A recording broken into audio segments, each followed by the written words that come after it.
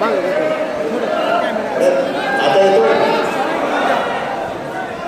मला एवढ्यासाठी बोललो की कार्यक्रमाचे म्हणतात उद्धव ठाकरे फिरत नाही. उद्धव ठाकरे फिरत आलं की काय होतंय दोन दिवस महाराष्ट्र आणि उद्धव ठाकरे तरीही उद्धव ठाकरे फिरायला लागलेला आहे. जे गद्दारांचं नेतृत्व करतायत त्यांना मला आता तुमचं नशीब फिरल्याशिवाय राहणार नाही. काल यवतमाळ वाशिममध्ये होतो. आज दिसत नाही. खरं म्हणजे आज सकाळी पत्रकारांशी भेटलो आणि पत्रकारांनी मला विचारलं तुमच्या सभा जोरात चालल्या.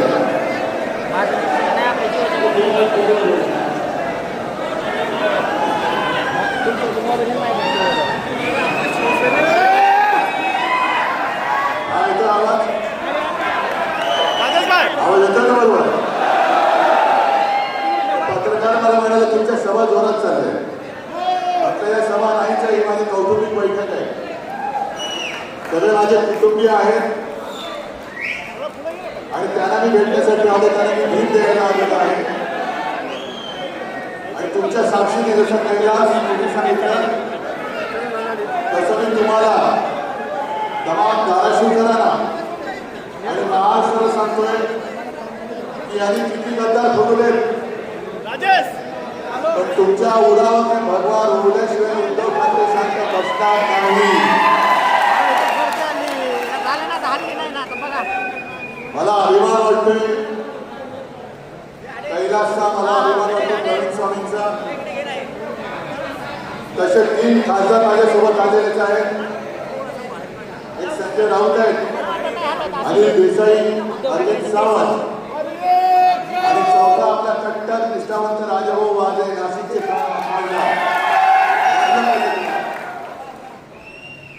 म्हणजे अरविंद सावंतांचं कौतुकच म्हणा. केंद्रामध्ये मंत्री होते आणि भाजपने दगा दिला. त्यावेळेला मी अरविंदला फोन करून सांगितले की अरविंद भाजपने दगा दिलाय, तुम्हाला राजीनामा द्यावा लागेल. अरविंदने एकही प्रश्न विचारला नाही, फक्त यस सर फोन ठेवला आणि जाऊन मोदींच्या तोंडावरती राजीनामा केला. दुसऱ्या अनिल देसाई त्यांच्या 2014ला मंत्रिपदाचं पान वाढलेलं होतं पण त्याही वेळेला भाजपने दगाबाजी केली. समोर दिसत असलेला मंत्रिपद नाकारून अनिल देसाई परत आले. संजय राऊतांच्या नाटकून लागतच नाही. पण कैलास जेव्हा 2022ला पहिल्यापासून जेव्हा आपल्याला फोडाफोडीच्या राजकारणामध्ये गुंतवलं, सगळ्यांना गाड्या भरून घेऊन चाललं ते गुजरातला त्यांच्या माहेरी. तेव्हा कैलासने मला फोन करून सांगितले की साहेब मी आम्हाला कुठे याच्यात कळत नाही पण मला जायचं नाही. संधी साधली, कैलासने गाडीला उडी मारली आणि चालत चालत किती किलोमीटर कैलासाला कैलासलाच पाहिजे. मग तिकडनं त्याला परत आणण्यासाठी मी मुख्यमंत्री होतो, व्यवस्था केली आणि कैलास सुद्धा त्यावेळेला समोर सगळं वैभव दिसत होतं. ठोक्याची राशी पडल्या होत्या पण त्या लांबून कैलास परत आलेले. तसाच प्रवीण स्वामी सुद्धा ही जीवाला जीव देणारी खरी माणसं आहे. कारण हे भाग्यात असावं लागतं, हे लाभण्यासाठी भाग्य असावं लागतं. नुसता विकास निधी काय चाकायचा विकास निधी, नुसता पैशाचा ढीग पडला पण प्रेम नाहीये. आम्हाला हरामाचा एक सुद्धा पैसा नको आहे. ज्याला हरामाचा पैसा पाहिजे होता तो तिकडे गेलेला आहे, तो गद्दार झालेला आहे. पण इकडे माझ्या कष्टाचा पैसा कष्टात करून कमवणारा पैसा कमवणारा माझा शेतकरी आणि साधा सुद्धा शिवसैनिक बसलेला आहे. आणि मला आठवत आहे मी या गद्दाराच्या सभेला आलो होतो.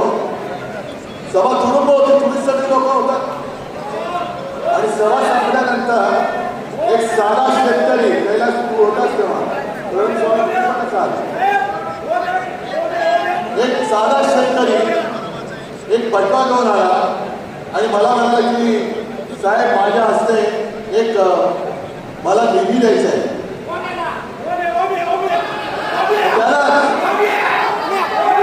आता विचार करा, समोरचा पैशाचा पाऊस पडत होता, आता बाहेर पाऊस पडतोय, तसा पैशाचा पाऊस. शिवसेनेला हरवण्यासाठी यांच्याकडे माणसं नाही आहेत, पैसा अभाव आहे. जरा थांबा, नाही तर तुम्ही बोला, नाही तर मी बोलतो. जरा थांबा जरा.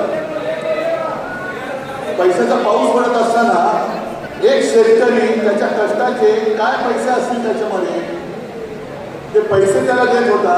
म्हणजे केवढं प्रेम होतं त्या एका पैशाला, त्यांच्या हजाराला कोटीची किंमत होती.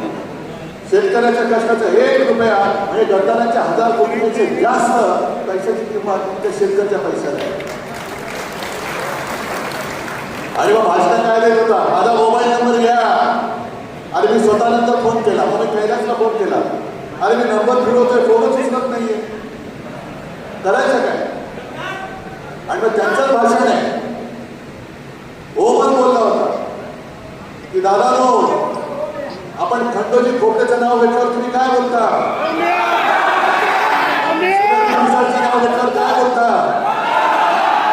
मग आता मला सांगा, 400 वर्ष झाली त्यांच्या कपाळावरच्या गद्दारीचा डाग पुसला जात नाही, हे केव्हा पुसणार हो? आता याच्या कपाळावरचा डाग कधी पुसणार?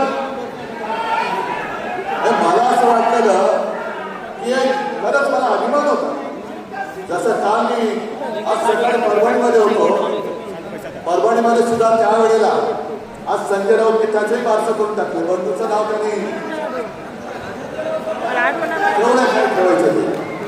तर परभणीमध्ये एका बाजूला मला खासदार होता, एका बाजूला आमदार होता, तसंच चित्र इकडे होतं, एका बाजूला कैलास होता, दुसऱ्या बाजूला हा होता. सगळ्या गद्दारीच्या राजकारणामध्ये म्हणतात हे 2 वाघ आहेत माझे. पण मला कुठे माहिती आहे की वाघाचं कातड पांढरलेला लांडगा होता.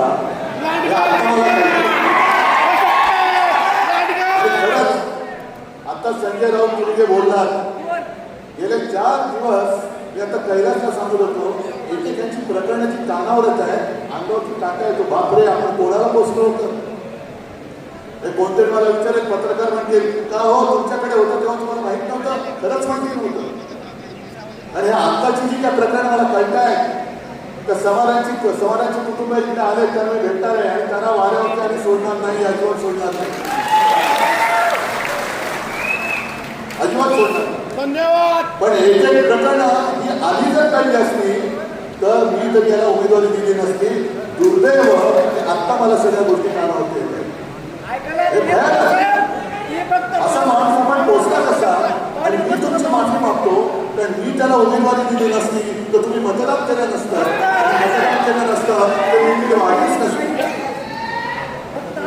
आता कोणाकडे गेलं? गेल्या वर्षी आपत्ती आली होती, त्यावेळेला सुद्धा अरविंद सावंत सगळे मुंबईकरांनी इकडे पूर्ण जे काय शक्याचं झाले विचार आले होते, अरविंद सावंत आले होते, अनेक मुंबईकर आले होते आणि जे जे करता येणं शक्य होतं ते सगळं आपण केलं होतं. उद्धव ठाकरे फिरत बोलणारे त्यावेळेला मदतीसाठी नव्हत्या.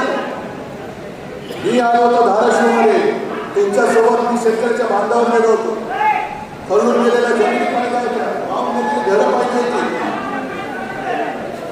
आणि त्याच वेळेला आपण मागणी केली होती की शेतकऱ्याच्या 7-12 कोरा करा. आज हे सगळे लबाड तिकडे जे बसले प्रवीण स्वामी तुम्ही जे बोलत होते ते खरं आहे की पूर्ण अंधाधुंद बांधलेले राज्य कारभार कोण करतच नाही, पूर्ण अंधाधुंद बांधलेले. आणि इकडे शेतकरी पण आले, शेतकरी आले का? मग प्रामाणिकपणे सांगायचं की आपल्या सरकारने केलेली कर्जमुक्ती तुम्हाला मिळाली होती, किती टक्के झाली होती का तुम्हाला? आणि आताची जी काय कर्जमाफी, पहिले शब्द लक्षात घ्या, मी कर्जमुक्ती म्हणतो कारण माझा शेतकरी हा राजा आहे, अन्नदाता आहे. माफी ही गुन्हेगाराला करायची असते, अन्नदात्याला मुक्त करायचं असतं. त्याच्या ऋणातून मुक्त होण्यासाठी जो काही आपल्याला जे करता येणं शक्य असेल ते आपण केलं पाहिजे. मग 2019 ची कर्जमुक्ती आणि आत्ताची जी कर्जमाफी याचा फरक कैलासने सांगितलेला आहे विधानसभेमध्ये. ही फसवी कर्जमाफी आहे. मागे सुद्धा जेव्हा आपत्ती आली होती तेव्हा आपल्या मुख्यमंत्र्यांनी जाहीर केलं होतं इतिहासातली सगळ्यात मोठी मदतीचं पॅकेज मी जाहीर करतोय. किती जणांना मदत मिळाली मला सांगा. ज्यांच्या जमिनी खरडून गेल्या होत्या त्यांना 3.5 लाख रुपये गुंठा का काय एकर का काय हेक्टर 3.5 लाख रुपये 3.5 रुपये तरी मिळाले. पीक विमा मिळाला. आता सुद्धा खतांचा पत्ता नाही. पावसाचा तर नव्हताच पाऊस आता लागतोय. हे असं सगळं शेतकऱ्याचं वापर करणारं जे सरकार आहे त्या सरकारला मदत करायला हा गद्दार तिकडे गेला. लाज वाटते मला लाज वाटते मी तुमच्याकडे त्यांना उमेदवार म्हणून केला. हे सगळं अंदाधुंद चाललेली आहे. फसवणुकीचा कारभार चाललेला आहे. आणि त्यांचे जे काही रील्स येतात आता विमानामध्ये बसले परभणीचा गद्दार बसलेला यवतमाळचा बसलेला हिंगोलीचा बसलेला हा चढायचा माती होता. छान चार्टर्ड फ्लाईट कुठून आणली विमाना कोणी दिला हा पैसा. शेतकऱ्याला कर्जमुक्त करण्यासाठी पैसा नाहीये. मोदी बाबांनी सांगितलं सोने खरेदी करू नका खासदार खरेदी करा. सोनं खरेदी करू नका तेल कमी खा पैसा जास्त खा. हा सगळा असा खरंच उभं राहणारा आणि चीड आणणारा कारभार बघितल्यानंतर हे वाटतं तेवढं षडयंत्र सोपं नाही. यांची सत्ता तिकडे आहे. 2 वर्ष झाली नाही. बहुमत आहे ना. मग बहुमत असल्यानंतर सुद्धा तुम्हाला का अजून उद्धव ठाकरेंचा तुम्ही पक्ष पडवला उद्धव ठाकरेंचं चिन्ह पडवलं. पण तरी देखील मी नवीन चिन्ह घेऊन तुमच्या ओरावर माझे हक्काचे 9 खासदार बसवले होते. या धाराशिवकरांनी बसवलं होतं. मोदींचा चेहरा मी वापरला नव्हता. मी माझ्या स्वतःच्या वडिलांचा चेहरा वापरला होता. ही 3 बापाची पोरं त्यांना भाग पडवावे लागतात. ते दुसऱ्याचे भाग घेऊन मतं मागतायत तरी देखील समोरून पण निवडून आला त्यांना पैसे फोडताय. ही राजकारणातली 3 बाबाची आवडत आहे. ही गद्दाराची कीड आहे. ही कीड आता आपल्याला घालवत आहे. हा महाराष्ट्र धर्म आहे. ही गद्दारी आई तुळजा भवानीच्या जिल्ह्यामध्ये झालेली गद्दारी आहे. जी मागाशी तुम्ही मला तलवार दिली भवानी तलवार अरे त्याच तलवारीने मोगलांची टक्कर देणारा छत्रपती शिवाजी महाराज होते. मग तेव्हा जर शिवाजी महाराजांनी विचार केला असता मोगलांची ताकद एवढी आहे की माझ्याकडे निधी नाहीये गेल्या असते शिवाजी महाराज आपण राहिलो असता जिवंत. विचार करा जरा काय असेल तेव्हा निधी. मोगलांची प्रचंड फौज होती. हत्ती होते माजवलेले घोडदळ होता तोफदळ होता घोडेस्वार होते शस्त्रास्त्र होती पैसा आहे सगळं काही होतं. आणि त्यांच्या विरोधामध्ये स्वाभिमान स्वराज्य पाहिजे. मी गुलामगिरी करणार नाही म्हणून आपलं दैवत उभं राहिलं. म्हणून आपण त्यांना देव मानतो. छत्रपती शिवाजी महाराज भवानी मातेचा आशीर्वाद घेऊन त्या मोगलांच्या समोर औरंगजेबासमोर उभे राहिले होते. आणि त्याने त्यांच्या नाकावर पिचून राज्याभिषेक करून आपला मराठ्यांचा छत्रपती तो राजा झाला होता. म्हणून ते आमचं दैवत आहे. पण तेव्हा जर का तलवार टाकली असती हत्या टाकली असती विकास निधीसाठी मी औरंगजेबाकडे जातो आहे. जरा खाली बसा थोडा तर जरा खाली बसा जरा खाली बसा. तर आज आपण जिवंतच राहिलो नसतो. मग आता जो विकास निधीचा आहे जो काही रट्टा लावलेला आहे हा विकास निधी तुमच्यासाठी नाही. हा विकास निधी स्वार्थासाठी. आणि जे संजय राऊत बोलते ते असे रोज माझ्याकडे करण्यात आहे. कारखान्यामध्ये घोटाळा पवनचक्कीमध्ये घोटाळा माझीची लफडी मागणीचे त्या कुलकडी आहेतच. बोलायचं म्हटलं तर त्याच्यावरती एक वेगळी सभा घ्यावी लागेल. आणि तरीच मला एक गोष्ट आता आठवली. जेव्हा आपण खासदारांची बैठक घेतली होती तेव्हा काही खासदारांनी कागद दिली होती. यवतमाळचा खासदार बोलला माझ्या मुलीला पाहायला पाहुणे येणार आहेत सोयीने जुळवायचे. म्हटलं नका येऊ. हे पलीकडचा गद्दार म्हणाला हिंगोलीचा माझा पोरगा निवडणूक लढतोय नका येऊ. हा इथला बोलला माझा पोरगा हॉस्पिटलमध्ये आहे पुण्याला म्हटलं नका येऊ. एक शिर्डीचे आहे त्यांची पत्नी आजारी होती नका येऊ. पण जेव्हा व्हिडिओमध्ये सगळे दिसायला लागले तेव्हा मी इथल्या ओमला विचारलं, अरे म्हणतो ओमचा चेहरा बरोबर दिसत नाहीये, काय तणाव आहे का तुझ्यावर, का रात्री झोपलेला नाहीयेस? नाही माझं सगळं बरोबर आहे, नाही माझं काय बरोबर आहे सगळं, पण त्याच वेळेला माझ्या मनावर काल चूक सुटली, त्याचा चेहरा साफ नाहीये, त्याचा चेहरा साफ नाही आणि तुमच्या माहितीसाठी सांगतो, त्याला जपायचा मी शेवटपर्यंत प्रयत्न केला, खोटं कशाला सांगू, शेवटपर्यंत प्रयत्न केला. अगदी अर्ध्या रात्री मध्यरात्री 1:30 वाजता 1:15 वाजता कैलासला आणि वरून मी त्याला भेटायला पाठवलं होतं आणि त्याला फोनवरती म्हटलं होतं की बघ ओम, मला ओमराजे पाहिजे, त्यांना खासदार पाहिजे, मिळते तू घे, मला मी माणूस आहे, खासदार तर उद्या सुद्धा आपला निवडून तुम्ही आणणार आहात, खासदार तर 550 होतातच, पण मला माणूस एक माणूस मला महत्वाचा आहे. पण आता हे सगळं कळल्यानंतर कळलं की अरे हा माणूस म्हणायचं सुद्धा लायकीचं नाही, एवढ्याच्या सगळं भानगडी, काय करायचं, काय करायचं काय सुरू एक मुराद घेऊन आपण पुढे निघालेलो आहोत. माझ्या शेतकऱ्याला त्याच्या हक्काचा हमी भाव मिळालाच पाहिजे, पीक विमा मिळालाच पाहिजे. आणि कैलास तुम्ही जे काय आंदोलन घेत आहे, शेतकऱ्यांसाठी आंदोलन घेत आहे, एक तर मी येईन त्याचा आदित्य आलं त्याशिवाय राहणार नाही, जो शेतकरी असेल त्याच्यामध्ये आम्ही होतो त्याशिवाय राहणार नाही. कालच्या हिंगोलीच्या बैठकीमध्ये सुद्धा काही शेतकरी आले, शक्तीपीठ महामार्ग जातो, शक्तीपीठ महामार्ग जातो,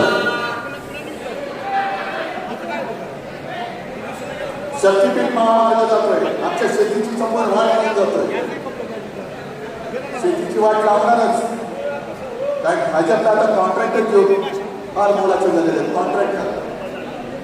मला याही गोष्टीची लाज वाटते की ज्या भाजपचे अख्ख्या देशात फक्त 2 खासदार होते, त्या भाजपला आपण वोट करून महाराष्ट्रामध्ये मोठा केला आणि बाकीचा जो काही लढा उभा होता त्याच्यामध्ये शिवसेना प्रमुखांनी सगळं जे काही पाडण्याचं काम होतं, भाजपला म्हणाले होते की आम्ही नाही केले काम, तेव्हा शिवसेना प्रमुख म्हणाले होते की जर हे काम माझ्या शिवसैनिकांनी केलं असेल तर त्या शिवसैनिकांचा मला गर्व आहे. पण आता लक्षात येतंय जे भाजपवाले दिल्लीच्या गेटापासून बोलत होते की मंदिर वही बनाएंगे, मंदिर वही बनाएंगे, आता गेले 4 दिवसात त्याही बातम्या येत आहे की त्या मंदिराची लूट चाललेली आहे. आले ना बातमी, जसं इकडे कधी कधी तुळजाभवानीची नागपेटीमध्ये लूट अशी बातमी येते, तसं राम मंदिराची लूट चालले, चांदीच्या विटा गायब झाल्या, दिलेल्या लोकांनी दान ते गायब झालेले, काय काय नव्हतं केलं आपण. स्वतः शिवसेना प्रमुख सर्वत्र फिरले होते, ते बाबा त्याला काही लागल्याच्या बाजूला बघा घेऊन जात त्याला, स्वतः शिवसेना प्रमुख सगळीकडे फिरले होते, शिलापूजन केलं होतं, शिवसैनिक तिकडे गेले होते आणि वातावरण पूर्ण भारावून टाकण्याचं वातावरण देशामध्ये झालं, हिंदुत्वाचं वातावरण निर्माण झालं आणि त्या हिंदुत्वाच्या वातावरणाचा गैरफायदा घेऊन भाजपवाले तिकडे सत्तेवरती आले आणि राम मंदिर बांधलं गेलं. राम मंदिर बांधल्यानंतर आता जी लूट चाललेली आहे, ती लूट बघितल्यानंतर मला असं वाटतं की आता नवीन बीजेपी निर्माण झालेली आहे. आधीचं नाव त्यांचं भारतीय जनता पक्ष, ज्या बाबराने राम जन्मभूमीच्या ठिकाणी मस्जिद बांधली होती, आता हे ते राम मंदिर लुटतायत, म्हणजे बीजेपी म्हणजे बाबर जनता पार्टी झालेली. आता बाबर जनता पार्टी ही सगळी फसवणूक झाली. म्हणून लक्षात घ्या तुम्ही आपण कशाला सामोरं जातोय. आणि या गद्दाराची हिंमत उद्या लोकसभेत गेल्यानंतर राम मंदिर लुटणाऱ्यांना शिक्षा का दिली जात नाही हे विचारण्याचा धाडस हा गद्दार करू शकणार आहे का? जे धाडस आपले शिवसेनेचे खासदार करतील हे धाडस ह्या 6 पैकी एका तरी गद्दाराच्या अंगामध्ये आहे. बाकीच्या भाजपवाल्यांचं तर सोडूनच नाही. मी सकाळी सांगितलं तेच परत सांगतोय की ही शिवसेना का खोट आहे, कारण त्यांना महाराष्ट्र धर्म सोडवायचं, त्यांना मराठी माणसाची अस्मिता सोडवायची.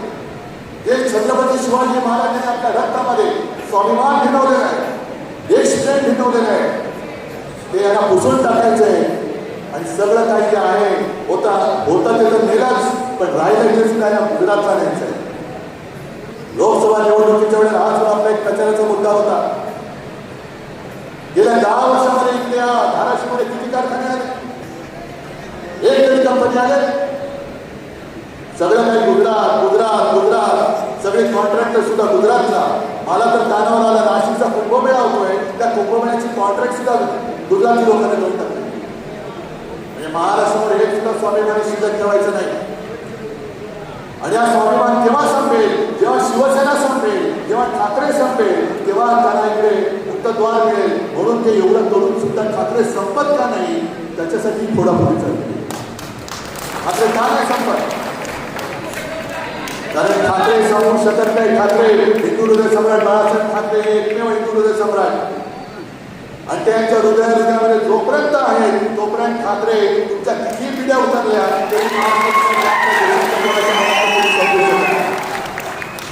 आणि तुमच्याबरोबर जोडले गेलेले माणसं, तुमच्याबरोबर जोडले गेले. म्हणून तर इतके वर्ष होऊन एवढी फोडाफोडी करून सुद्धा का परत शिवसेना संपवायला लागली? 40 आमदार फोडले, शिवसेना संपली. 9 खासदार आले, परत त्यांचे 6 फोडले, शिवसेना संपली. मग हे काय समोर? हे दुसरे काय? ही खरी शिवसेना आहे. बाळासाहेबांची शिवसेना आमदार खासदारांच्या संख्येमध्ये मोजता येत नाही. ती घराघरामध्ये पोहोचलेली आहे, प्रत्येकाच्या मनामध्ये आणि हृदयामध्ये घर करत बसलेली आहे. नुसती मन की बात म्हणून नाही चालत, दिल की बात करावी लागते. दिल की हृदयात जागा बनवावी लागते. आणि आता सुद्धा जे लटकणार आहेत, कारण 2 दिवसापूर्वी आपले 2 खासदार जाऊन ओम बिर्लाने जाऊन भेटून आलेले. त्यांना घटनेचे पुस्तक दाखवले, मिळाले नाही, माझ्याकडे आहे. मग त्याच्यामधला एक नियम दाखवले. आता ते काय म्हणतात 6 झाले, 9 पैकी 6 म्हणजे दुथट झाले. आणि माझ्या कानावर काय आलं की यांचं कधीच ठरलं होतं, फक्त हा इथला जरा अडून बसला होता. तर त्याला माहिती होतं 5 झाले, 6 वरपर्यंत तुटत होत नाही म्हणून ताणून धरलं, भाव वाढवला आणि मग गेला. पण तुटत गेले तरी काही होत नाही, तुटू शकत नाही. कारण कायद्यामध्ये जे दिले, घटनेमध्ये जे दिलेलं आहे की 2/3 संख्येने जरी इकडनं तिकडे गेले तर ते पक्षांतर करू शकत नाही, पक्षात विलीन होऊ शकत नाही. पक्षात विलीन होण्याचा निर्णय हा पक्षाने घ्यावा लागतो आणि त्याला 2/3 पाठिंबा द्यावा लागतो. आता बघूया ओपनिंगला काय करतात. घटना घडल्या तिकडे बसले, पण लोकसभेच्या वेळेला जे आम्ही सांगत होतो आणि म्हणून तुम्ही ऐकून आपला हक्काचा खालचा निवडून दिला. यांना 2/3 बहुमत पाहिजे. अब की बार 400 पार, कारण त्यांना घटना पाहिजे पुरवायची होती. आता सुद्धा 2/3 बहुमत करून काही घटनेमध्ये बदल करता येतात का ते त्यांना पाहिजे, म्हणून 2/3 बहुमत पाहिजे. मग उद्धव ठाकरेला पक्ष जपता आला नाही. ममता बॅनर्जीचा पक्ष कसा फुटला? अरविंद केजरीवालांचा कसा फुटला? का आम्ही सगळे घरात बसलो होतो? ममता बॅनर्जी तर रस्त्यावरती उतरून लढत होत्या, पण एका महिन्याला म्हणजे महाराष्ट्रामध्ये लाडकी बहीण योजना दिली, त्याच्यानुसार मतं मिळवली. पण हे वाढे ममता बॅनर्जी रस्त्यावरती उतरल्यानंतर 2.5 लाखापेक्षा जास्त फौज, सीमा सुरक्षा दल त्या बंगालमध्ये घुसवून त्यांना निवडणूक जिंकवली. हे यांचं शौर्य. तुम्ही बंगालमध्ये निवडणूक लढायला जिंकायला म्हणून सैन्याचा वापर करताय. मणिपूर जाते, त्या मणिपूरमध्ये कोणी जात नाही, मणिपूरमध्ये सैन्य जात नाहीये. 12 वर्ष होऊन गेली. पाकव्याप्त काश्मीरमध्ये अजून एक पाऊल टाकायला घाबरत आहे. अरे 2.5 लाख फौज तिकडे घुसवा आणि पाकव्याप्त काश्मीर आपल्या कानात मी तुम्हाला पहिला पाठिंबा द्यायला नाही. गद्दारांची काय करायचं? कशाला पाहिजे करता? देशासाठी काम करा, मी तुम्हाला पाठिंबा देतो. घुसवा पाकव्याप्त काश्मीरमध्ये फौज, आणा तो पाकव्याप्त काश्मीर माझ्या भारतामध्ये. मी तुम्हाला उद्धव बाळासाहेब ठाकरे तुम्हाला जाहीर पाठिंबा द्यायला तयार आहे. करून दाखवा हिंमत असेल तर. पण यांच्यापैकी काहीच करायचं नाही. फक्त कोणी काही अंगावर प्रश्न विचारला, आमचा पीक विमा कधी मिळणार? जय श्रीराम. शेतमालाला हमीभाव कधी मिळणार? जय श्रीराम. समाजाच्या कुटुंबियांना न्याय कधी मिळणार? जय श्रीराम. नाही, असं हिंदुत्व नाही मानलं. आमचं हिंदुत्व वेगळं आहे. आम्ही सुद्धा प्रभू रामचंद्राला मानतो, जसं आई तुळजाभवानीला मानतो, तसं आम्ही सुद्धा जय श्रीराम बोलतो. पण आमच्या हृदयात राम, हाताला काम आणि शेतकऱ्याच्या मालाला दाम, हे आमचं हिंदुत्व आहे. प्रत्येक प्रश्नाला उत्तर देणारं हिंदुत्व असलं पाहिजे. रामाचं जर का जय घोष करणार असाल तर राम राज्य काय होतं त्याचे पुरावे काढा आणि राम राज्य आपल्या देशामध्ये आणून दाखवा. रामाने सुद्धा, रामाकडे काय होतं, वनवासात असताना लंका जाळली होती त्यांनी. हनुमानाने लंका जाळली तेव्हा प्रभू रामचंद्र हे वनवासात होते. आर्थिक विकास निधी मिळत नाही, मी लंका कशी जाळू असा प्रश्न पडला असता तर लंका जाळायचे, पण राम सेतू करायला निधी मिळत नाही. मग गेले रामाकडे. ही सगळी खोतांड बंद करा. स्वतःची पापं झाकायला तुम्ही तिकडे गेलेला गद्दारी केलेली आहे आणि स्वतःचा निधी, खाजगी निधी वाढवून मिळण्यासाठी म्हणून तुम्ही गेलेला. हा आमच्या सगळ्या धारावीकरण करायचं नाही, तर धाराशिव करायचा नाही, तर आमच्या महाराष्ट्राचा आरोप आहे. हे आतापर्यंत भावनेचं गणित खूप झालं. भावनेचं गणित खूप झालं. हे काय त्यांनी दिले नाही का? शेतकऱ्यांनी आभार व्यक्त केले. दादा, आभार व्यक्त करण्याची गरज नाही. जे कर्तव्य मला करता येणं शक्य असेल ते मी करतोय. दुर्दैवाने या गद्दाराने आपलं सरकार पाडलं नसतं तर जे मी माझ्या पहिल्या मुख्यमंत्री काळाच्या पहिल्या वर्षी शेतकऱ्यांची कर्जमुक्ती केली होती, कदाचित आणखी एकदा मी 5व्या वर्षी सुद्धा केली असती. मला जाणीव आहे, कोरोनामध्ये संपूर्ण अर्थचक्र बंद पडलेलं असताना महाराष्ट्राचं अर्थचक्र जर कोणी चालू ठेवलं असेल तर ते माझ्या अन्नदाते शेतकऱ्यांनी चालू ठेवले. संपूर्ण जग लॉकडाऊन मध्ये होतं, वर्क फ्रॉम होम. पण शेतकरी जर का वर्क फ्रॉम होम करत बसला असता तर आपण भुकेने गेलो असतो. ते मोठे उपकार तुमचे महाराष्ट्रावरती, या देशावरती नाही, जगावरती आहे. त्याच्यावर तुम्ही कृतज्ञता व्यक्त करू आम्ही केली पाहिजे. आज असे असंख्य विषय. मुळामध्ये आणखी एका गोष्टीचं मला एक तुम्हाला सांगणं गरजेचं आहे. हे बघताना वरवर वाटलं तर शिवसेनेच्या खासदारांनी फोडले. पण एक प्रश्न तुम्ही तुमच्या मनाला विचारून बघा, ज्या गटामध्ये गेलेले, शिंदे सेनेमध्ये, लिंगे सेनेमध्ये, गुलाम सेनेत गेले, त्या गुलामांचं काय भवितव्य आहे का? भवितव्यच नाहीये. कारण वापरा आणि फेकाई भाजपची नीती आहे. मग हे 6 खासदार भाजपामध्ये का नाही गेले? आहे प्रश्न कोणाला पडलाय? प्रश्नाचं उत्तर आहे कारण हे भाजपाच्या अंतर्गत जी गटबाजी आहे, हे ऑपरेशन देवेंद्र फडणवीस चालू आहे. आपण देवेंद्र फडणवीस येत्या काही काळात कदाचित देवेंद्र फडणवीसांची मुख्यमंत्र्यांची खुर्ची सुद्धा गेली तर मला नवल नाही वाटणार. हे मोठं तटकारस्थान सुरू आहे आणि प्रत्येक गोष्टीचा एक शेवट असतो. याच्यानंतर कोण, त्याच्यानंतर कोण, तसं दिल्लीत सुद्धा सुरू झालंय की आता बाबा ते बसले त्यांच्यानंतर कोण. मग त्यांच्यातील काही रसिके सुरू झाले, तू कामी. जे पंतप्रधान पदाच्या शर्यतीमध्ये आहे त्या सगळ्यांचा पत्ता 29 पर्यंत कट होतो की नाही तुम्ही बघा. 29 साल, 3 वर्ष राहिले. एक मध्य प्रदेशचे मुख्यमंत्री होते शिवराज सिंग चौहान. त्यांच्या चेहऱ्यावरती मध्य प्रदेशची निवडणूक भाजप जिंकली होती. अत्यंत लोकप्रिय माणूस. सगळेजण आले, मामा आ जाओ, मामा आ जाओ, मामा आ जाओ. मग दिल्लीत पण बोलवलं मामा आ जाओ आणि मामा पण आले अडगळी होती. मामाचं तर नावच नाही कोणते. कारण कदाचित मामा पंतप्रधान पदाच्या शर्यतीत उतरले असते. एवढे शिवराज चौहान हे तिथे लोकप्रिय नेते होते. त्याच्याही आधी नितीन गडकरी, आपल्या महाराष्ट्राचा मराठी माणूस, भाजपचे अध्यक्ष होते. दुसरी टर्म त्यांना मिळत होती, बरोबर त्यांच्या भानगडी काढल्या गेल्या आणि त्यांना जे फेकून दिलं का त्यांना परत अध्यक्ष झाला तर संघ ह्याला पंतप्रधानपदी बसवेल. संघाचा पाठिंबा गडकरींना होता आणि गडकरी पंतप्रधान होऊ नये म्हणून गडकरींचे पंख छाडले गेले. आणि आता तेच परत देवेंद्र फडणवीसांसमोर आहे. देवेंद्र फडणवीस दिल्लीत जायची स्वप्न बघताय. पंतप्रधान पदाची गरज पण नसते. पण हा माणूस जर टाकला तर संघ याला सुद्धा पाठिंबा देईल आणि पंतप्रधानपदी माझा नंबर तट होईल आणि देवेंद्र फडणवीस बसतील. म्हणून देवेंद्र फडणवीसांना इच्छा इथे संपवण्यासाठी ही गद्दारी केली जाते आणि डायरेक्ट देवेंद्र फडणवीसांकडे खासदार देण्यापेक्षा बाजूला ठेवले की जेव्हा माझं नाव येईल तेव्हा ते देवेंद्र फडणवीसला पाठिंबा देणार नाही, मला देतील, अशी ही चाल आहे. अशी ही चाल. हा महाराष्ट्रावरती पुन्हा एकदा आघात होणार. आणि एवढे आम्ही काही दुधखोडे नाही आहोत. नुसतं तुम्ही फोडत राहायचं आणि आम्ही लढत राहायचं. आम्ही तर लढूच. आम्ही नुसते लढणार नाही. आम्ही तुम्ही जी गद्दारी करवत आहे आम्ही तुम्हाला संपवणार म्हणजे संपवणारच.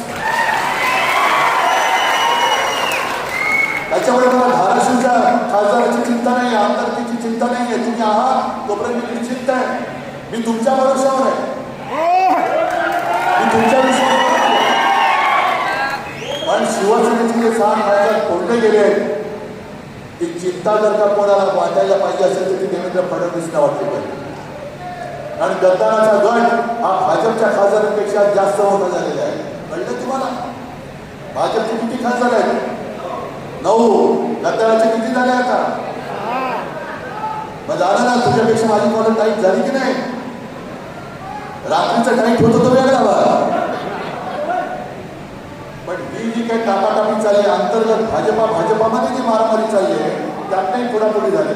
तिकडे तृणमूलचे खासदार सुद्धा फोडले. भाजपात नाही घेतले, भलत्याच पक्षात दिलेले आहेत. त्रिपुरामधल्या त्या पक्षाचं नाव पण माहित नाही अशा पक्षात टाकून दिले. हे जे काय चाललेले आहे हे देशासाठी घातक आहे. आणि हे भाजपांतर्गत पंतप्रधान पदाच्या खुर्चीसाठी चाललेली पुढापुढी आहे. आणि म्हणूनच तुम्ही सावध राहायचं. हे मुद्दाहून तुम्हाला भेटायला आलं 2 गोष्टीसाठी. एक तर बाबांनो खरंच माझ्याकडनं चूक झाली त्याच्याबद्दल मी तुमची क्षमा मागतो की मी चुकीचा माणूस तुम्हाला दिला. तुम्ही माझ्यावरती भरोसा ठेवून त्याला निवडून दिला आणि असं गद्दार निघाला म्हणून मी तुमची माफी मागतो. आणि दुसरा शब्द मी तुम्हाला देतो की मी त्या गद्दारावरती अवलंबून नाही. तुमचं माझं नातं थेट आहे. किती संघटना पण जोपर्यंत जीव आहे तोपर्यंत उद्धव बाळासाहेब ठाकरे तुमच्या सोबत आहे आणि तो तुमच्या सोबतच राहील हे तुम्हाला वचन देतो आणि आपली रजा देतो. जय हिंद, जय महाराष्ट्र.